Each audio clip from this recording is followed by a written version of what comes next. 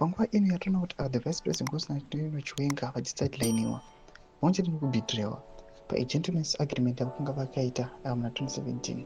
Panapa zvobuda pachena tiona kuti vakomana vanotevera general vaivatara vachiti aiwa zviri nani zvazvo kuti aiwa tingatonojoina adipomuzonjanisa pane kuramba tichiteerera this 2030 bid kana this 2030 agenda iri kutogwa nevakomana varakashi. Saipinda mashoko anobuda nyorwa panapa vanoti go subscribe like on the bell icon.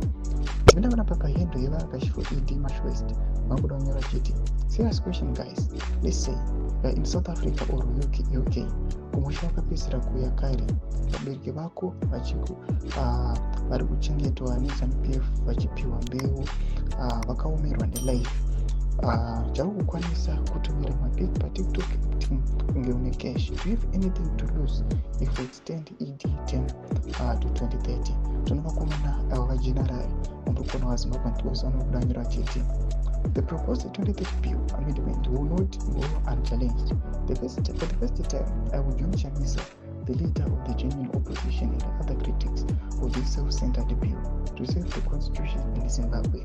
During a Bashika, Jonah Bakuna Avajit, I was returned, which not only joiner, our Nero, the leader of the main opposition, Abbas Kama Basiros, and also Chamisa, the Anichimutin and Dekano Nevan, Panku supporter, the term extension innovated the constitution and against the will of the citizens vachiti aiwa ndo zvatingatoita ndo zviri nani pane kuenda tichisapota nevakomana aiwa vamuri kuona vari kuzama kuda kuextenda kana kuprolonga kutambudzika kana namo.